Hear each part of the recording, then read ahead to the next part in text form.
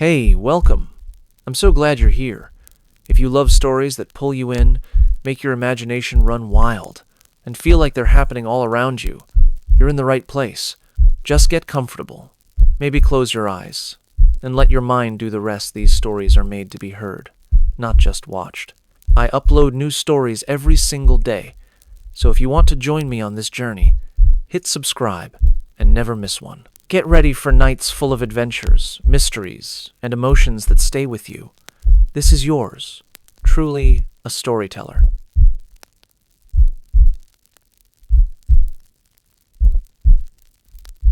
I still remember the first time I told anyone about what happened to me last summer. I wanted to forget it, bury it deep, but as soon as I opened my mouth, it all came rushing back. The fear, the paranoia, the feeling of being followed by something that had no right to exist. It was one of those nights when the air feels heavy, almost like it's pressing down on your shoulders.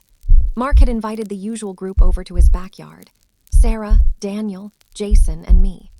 The fire pit was roaring, the smell of burning wood mixed with a faint tang of beer and charred marshmallows. I could see the shadows of the trees dancing against the fence, but there was an uneasy stillness in the air, a quiet that seemed to listen. Sarah nudged me as soon as we settled on the blankets around the fire. "Emily," she said, grinning, "you have to tell them about Oregon, you promised." I froze. My throat went dry and I forced a small laugh. I don't know if I should. Jason, of course, immediately leaned forward, eyes glinting with that familiar mischief. "Oh, come on, Emily. Don't tease us. You told Sarah, so spill it. What happened? Did a ghost try to, I don't know, get frisky with you?" I rolled my eyes. "Jason, shut up."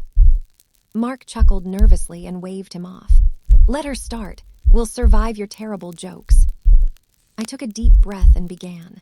"It started when I went to Oregon for that photography project.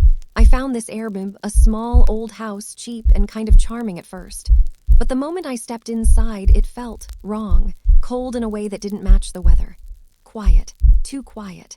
And I knew the second night that I wasn't alone." Jason smirked. "Alone, like alone, or alone." I ignored him, though I could feel his eyes on me, gleaming in the firelight. "I woke up at 3 a.m. to scratching in the walls. It wasn't subtle. It sounded like nails dragging, slow and deliberate. I tried to convince myself it was rats, but the sounds moved with me. From the bedroom to the kitchen, from the kitchen to the bathroom. Wherever I went, it followed." Daniel leaned closer, lowering his voice. "And what did you do?" I tried ignoring it. I stayed under the covers, tried to pretend I was asleep. But the whispering started. At first, I couldn't make out the words, just hissing and murmurs. Then one night, clear as day, I heard her voice. "I see you, I see you." Jason immediately leaned back, a smirk playing on his lips. "I see you, huh? Sounds like someone's a little noticed. Did she like what she saw?" "Jason," Sarah snapped, "can you not?" He raised his hands innocently. "I'm just repeating her words, totally innocent, very helpful." I tried to push through my rising panic. I locked the bedroom door, put on headphones, and tried to drown it out. But it didn't stop. I could feel it in the air, right behind me, brushing my skin when it whispered. Jason leaned closer again. "Brushing your skin, huh? I bet that was intimate." Everyone groaned. Mark threw a bottle cap at him. "Seriously, dude, shut it." I swallowed hard. My pulse was racing. The next night it got worse. I woke to find the sheets moving even though I was on top of them. And then I felt hands. Light touches, almost teasing, on my ankles, my shoulders. I screamed, and when I turned on the light, no one was there. But the voice said, "I want to taste you." Jason choked on his beer, laughed, and mouthed the words exactly as I had said them. "I want to taste you. Ha ha ha. Well, she certainly had appetites." "Jason, shut up now," Sarah shouted. Mark glared. "Man, not funny. Seriously, Emily's telling a real story here." But Jason just shrugged, grinning in a way that didn't reach his eyes. I forced my voice steady. "I didn't sleep the rest of the night. I thought about leaving in the morning, packing up and getting out of that house. But when I woke, she was there. In the corner, tall, impossibly thin, her hair wet and trailing along the floor. Her face, it wasn't a face, really. Just stretched skin, no eyes, no mouth, but I heard her. inside my head, saying, "You can't leave, you're mine now." The fire hissed. Sparks shot up. Mark muttered under his breath, "God, that's really fucked up." Jason, of course, smirked again, but there was a tension in his grin I hadn't seen before. Leaning forward, he whispered in exactly the same cadence I had heard her voice. "You're mine now." I froze, my heart hammered. My hands went cold. Even Sarah was staring at him now, her drink halfway to her lips. "What the hell?" Daniel whispered. "How did you know?" Jason laughed, a little too long, a little too sharp. "Lucky guess." I shook my head, trying to push down the rising fear. "No, you don't say anything like that." The rest of the evening passed in a mixture of forced laughter and growing unease. Every time I recounted another detail, the scratching, the whispers, the sense of being watched, Jason's jokes started to eerily mirror the words the ghost had used in Oregon. First small things. "I see you. Right by your ear," repeated in jest. But the cadence, the tone, it was exactly the same. I told myself I was imagining it, that the stress, the memory, was twisting my perception.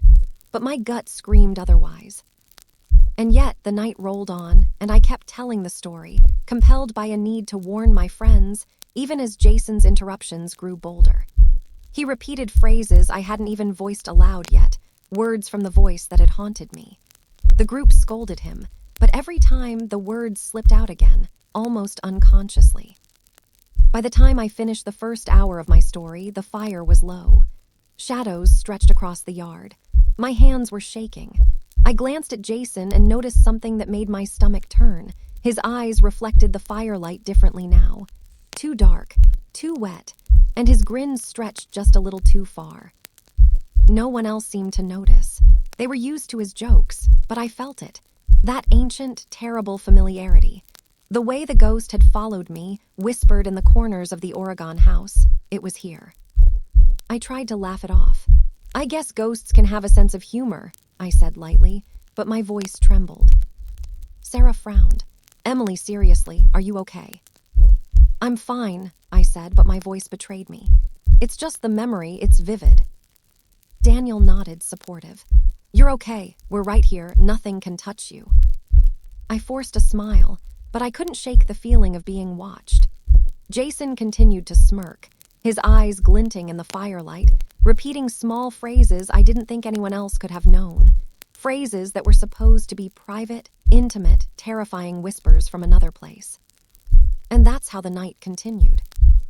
I thought the worst of it had passed when the fire dwindled to glowing embers. I thought that by sharing my story, by laughing through Jason's crude interruptions, I might reclaim some control over the memory. But nothing could have prepared me for what came next. The night air grew colder, unnaturally cold. The laughter of my friends faded into uneasy murmurs as shadows from the fire stretched longer, twisting across Mark's backyard like fingers reaching out to grab us. Every rustle in the trees sounded like movement, but no one else seemed to hear it. I tried to focus, telling them the next part of my story. "I couldn't stay in that house after that night," I said. "I tried leaving, packing everything I owned in a hurry, but whenever I opened the front door, it was like the world outside was different. The streetlights flickered in impossible patterns, and I could hear her voice again, always her, whispering, 'You can't leave.'" Jason snorted. "You can't leave, yeah, that's a classic. I've heard it before somewhere." "Jason," Sarah snapped, "stop it." Mark waved a hand at him. "Dude, seriously, this isn't funny. Quit mimicking her." He grinned, but it wasn't the grin I knew. It was off. The way he said it, the rhythm of the words, it was exactly how the voice had sounded in that Oregon house. My stomach dropped. I swallowed hard. Anyway, the next morning I tried to sleep through it, but I couldn't. Everything in that house had a presence, like the walls themselves were alive. I started noticing things moving on their own, lights flickering, objects shifting, shadows that didn't match anything in the room. And always the whispers, always the whispers. Jason leaned forward, dropping his voice to a teasing whisper, repeating, "Always the whispers." I froze, my pulse spiked. My friends laughed nervously, thinking he was joking, but I knew better. That night, the temperature in the room had dropped so suddenly I could see my breath. And then she appeared. She didn't walk. She floated just above the floor, hair trailing, face gone, hollowed. But her mouth moved, forming words I could hear inside my head. "You brought me back. You can't hide. I see you." I gasped. Jason's voice echoed in the yard, low and mocking. "I see you." Mark and Daniel frowned. "Emily, that's Jason. He's messing with you." But it wasn't him, or at least it didn't sound like him anymore. That voice, it was hers. The same cadence, the same wet, rasping tone. I wanted to run. I tried to warn myself not to think, not to look, but I couldn't. She was everywhere, on the walls, in the trees, inside my thoughts. Jason leaned closer, smirking, repeating more of her words. "You brought me back." I froze. Sarah grabbed my arm. "Emily, are you okay?" "No, something's wrong," I whispered. "It's not him, he's not just joking anymore." I wanted to scream, but my voice wouldn't come. Jason's face twisted, slowly, almost imperceptibly, into something else. His eyes darkened, reflecting the firelight in a way that seemed liquid, alive. His grin widened unnaturally. I realized then, the jokes, the mimicry, the exact words he kept repeating. He wasn't just a friend being annoying. He was her. Not Jason, the ghost, the thing that had haunted me in Oregon. And he had followed me. I stumbled backward, tripping over the edge of the blanket, and the fire flared, casting grotesque shadows across his face. He laughed, but it wasn't laughter. It was a wet, echoing rasp that sent chills down my spine. "You brought me back," he said, voice merging with the whispers I had heard in Oregon. "I see you. I want to taste you. You can't hide." Sarah screamed, clutching Mark's arm. Daniel tried to step forward, but he froze, staring at Jason with a mixture of disbelief and terror. I ran, my feet pounding against the grass, ignoring my friend's calls. The whispers followed me, swirling around my head, and Jason, or whatever he was, floated after me, silent on the ground but present in every shadow. I ducked behind the shed, gasping for air, trying to focus. This can't be happening," I muttered. Then I saw it, the faintest glimmer in the corner of my eye. A reflection in the window of the garage. Jason's face, but wrong, hollowed. His mouth stretched impossibly wide, teeth glinting. His eyes dark, wet, unhuman. He spoke, and it wasn't words at first.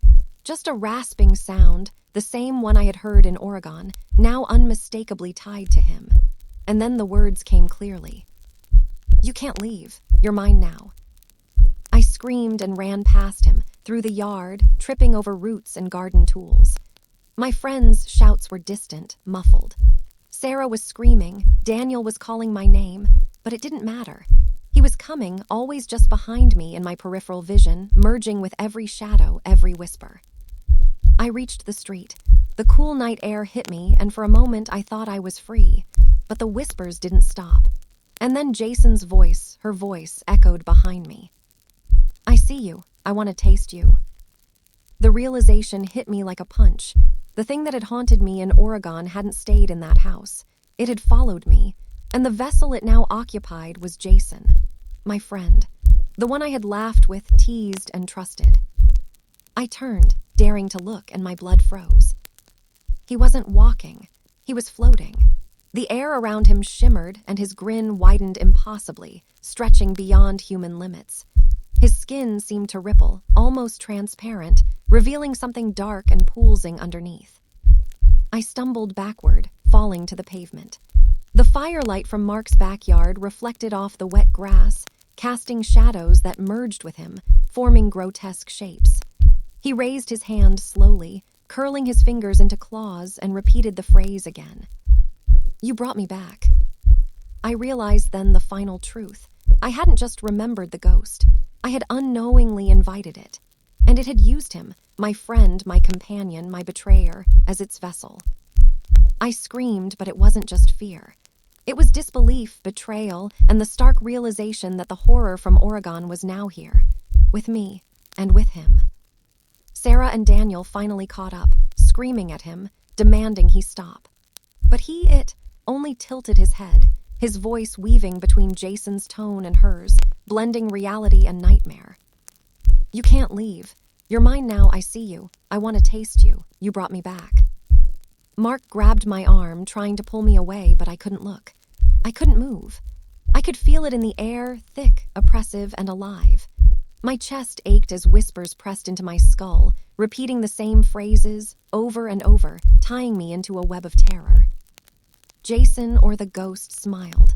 And in that smile, I understood the unthinkable. The prankster, the joker, the one who had made everything a joke, was never Jason. He had been waiting, patient, feeding off every story, every word I ever spoke about her. He was the bridge between Oregon and here, the predator in the guise of a friend. I tried to run, but the world tilted. Shadows became limbs, trees stretched toward me, whispers grew into screaming voices. And in the distance, faint but unmistakable, I heard my own voice from that summer, crying out, pleading, terrified, and now echoed by Jason, by her, by the thing that had followed me across states and through time. The last thing I remember before losing control was the smile, the eyes, the voice. Everything I thought I knew about friendship, safety, and trust shattered in a single horrifying moment. I woke to the sharp, sterile sting of antiseptic. My head throbbed so hard, it felt like it might split open. My eyelids fluttered, catching the glare of a hospital ceiling that burned my eyes. Every nerve screamed in protest. Then I heard it. Voices. Faint, muffled, distant. I'll be back in an hour. The words rang out too clearly, as if spoken directly into my skull. I blinked, and through the blur, I saw Captain Reynolds standing at the foot of my bed. His expression was drawn, weary, his hands folded tight. I thought he was Lewis, but he was not Lewis. Lewis wasn't coming back. He was gone, torn apart before I could even react. The memory burned, his eyes locking with mine in that split second of lightning, just before the shadows claimed him. "Mark?" The captain's voice was low, careful. "You awake? How are you feeling?" "Like I got hit by a truck," I rasped, and then it backed up for another pass. Reynolds nodded slowly. "You took a hard fall. I can't imagine what you went through. Tell me everything. Start from the beginning."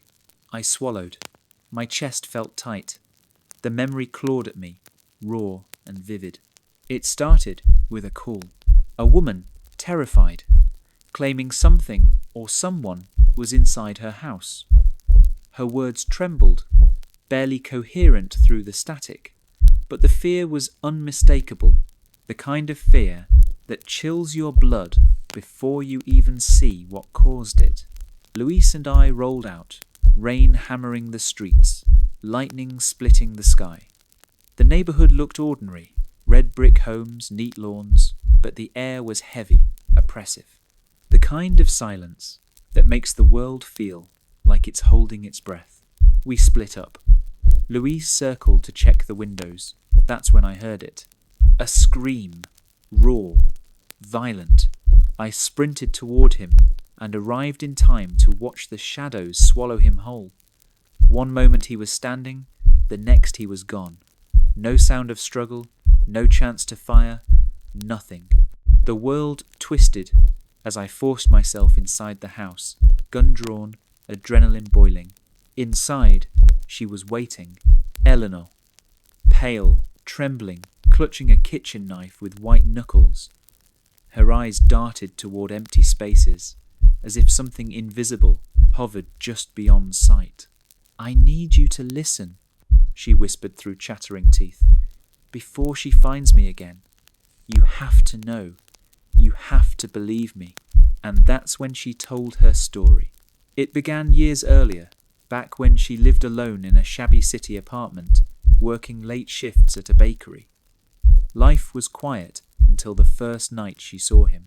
A man, or something like one, stood in the alley outside her window, tall, gaunt, a ragged coat hanging from him, hollow eyes, and a smile that didn't belong on any human face.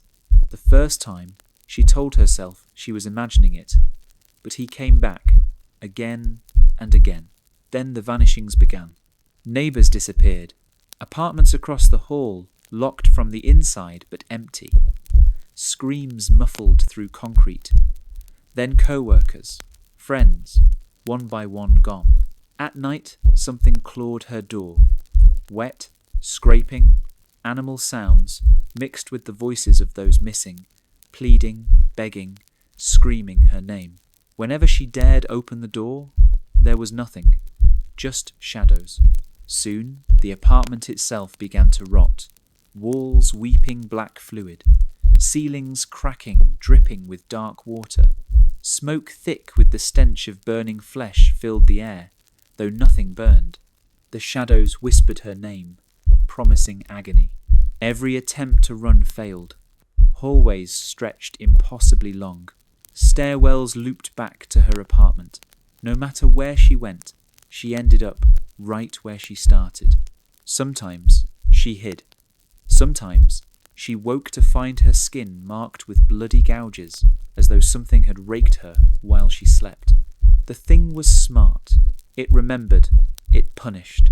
It changed its methods every time, toying with her sanity.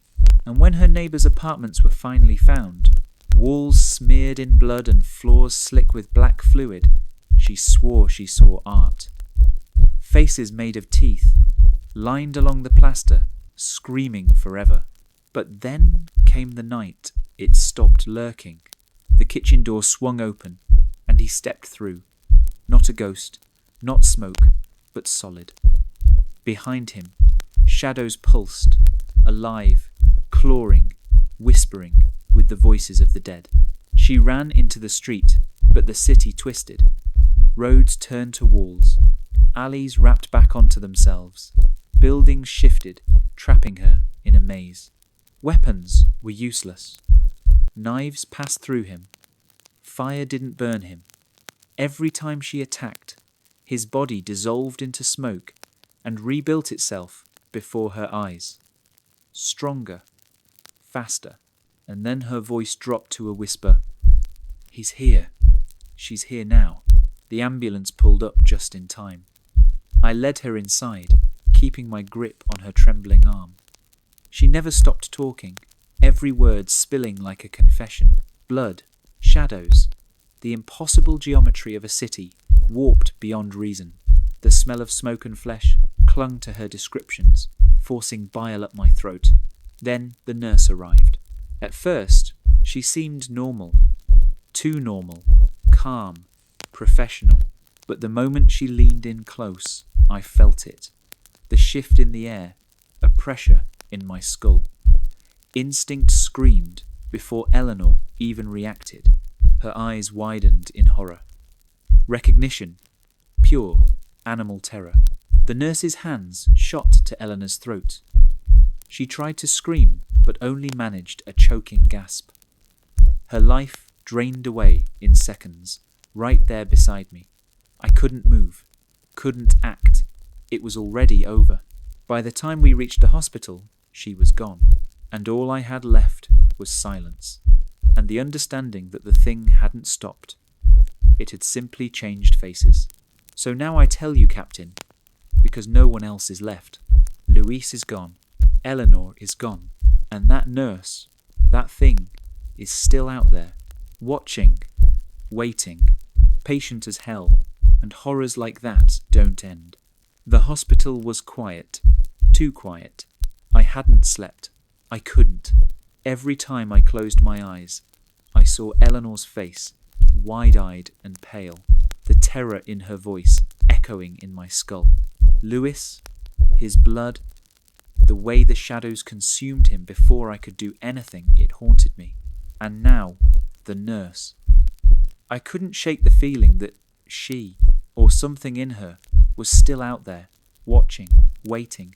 Captain Reynolds had left for a meeting, promising to check in. He didn't know what to expect. Neither did I. I stared at the ceiling, trying to calm my racing thoughts. Then I heard it, the faintest sound. Footsteps, down the hall. Soft, deliberate, like someone moving on tiptoe. I froze. My pulse spiked. Mark? A voice whispered. Not the captain, not Louise, just a faint, cold, human-like whisper. I held my breath. The sound vanished. Or maybe it never existed. The hospital lights flickered. My skin crawled. The memories replayed. Eleanor's story, the creature, the shadows, the impossible horrors. I had thought the nightmare ended when the ambulance arrived. But the reality was far worse. The nurse, the one we thought was a professional, calm, helpful woman, was now the ghost's vessel. I knew it the moment I saw her at the ambulance. Her eyes. I can't describe them. Not human, black pools swirling with shadows, and that smile, polite, calm, cruel. I tried to convince myself it was just my mind unraveling, stress, trauma, shock. But deep down, I knew it was real. I had seen Eleanor die, I had seen Louis die, and I had seen the impossible. I sat up, trying to shake off the memories. That's when I noticed the IV line beside my bed trembling. Not a tremor from the machine, but a deliberate, subtle shiver, like something was testing me. My hand hovered over it, and then a whisper, unmistakable this time. "You shouldn't have survived, Mark." I jumped back, heart hammering. My eyes scanned the room. Empty. No one. Just the shadows in the corners, stretching, pulsing. I tried to sleep, tried to close my eyes. Couldn't. Every noise, every shadow, every flicker of light made my body tense. My mind replayed Eleanor's story in agonizing detail. The walls bleeding, the shadows stretching, neighbors disappearing, clawing sounds behind locked doors. Her screams, the smell of smoke, the taste of blood. I felt it before I saw it. Presence, cold, watching, waiting. The nurse, the ghost, was here. I remembered the ambulance, how it had felt, as if reality itself was bending around her story. The shadows twisting, walls stretching impossibly, ceilings dripping some black, sticky fluid. Eleanor had described it in horrifying, gory detail. Her neighbors' faces twisted in pain, clawing at doors, shrieking as shadows engulfed them. Blood everywhere, teeth embedded in walls, forming screaming faces. I had thought it ended when we reached the hospital, but it hadn't. It had followed us. I tried to move, but my body refused. Fear gripped me like steel bands around my chest. Every instinct screamed to run, but I couldn't. I couldn't escape what I knew was coming. Then I heard it again. Footsteps. Hallway outside my room. Slow, deliberate. Pausing outside the door. I held my breath. My eyes darted to the doorknob. Nothing. Just shadows. Waiting. A soft knock. I could hear the polite, clinical voice, the nurse. "May I come in?" I didn't move. I couldn't. The air itself seemed to thicken, pressing down on me. My chest tightened. "Mark," the voice continued, smooth, calm, dripping with malice. "You can't hide from me." I felt my stomach turn. My hands shook. The shadows around the room seemed to pulse, inching closer to me. My mind screamed for logic. There was none. There was only the thing I had seen at the ambulance, the impossible. I remembered the moment Eleanor died. Her wide eyes, her choking desperate gasps, her hands grasping at the ghost as it consumed her. And now, it was here, waiting for me. I reached for the phone, hoping to call the captain, but my hands froze. The room seemed to stretch, the edges of reality bending. The nurse, or whatever she had become, was at the door now, the handle slowly turning on its own. Her smile remained polite, clinical, calm, cruel. "You saw what happened," the voice whispered. "You know the truth, and now you're mine." I could feel the shadows crawling along the floor, stretching toward me, climbing the walls, reaching for me. The air turned cold. Ice seeped into my bones. I wanted to scream, but no sound came. And then the door opened. Slowly, deliberately. I couldn't move. I couldn't breathe. The nurse stepped inside, eyes black, smile unchanging, calm. The hospital room, the sterile smell, the lights all twisted into something alien, something alive.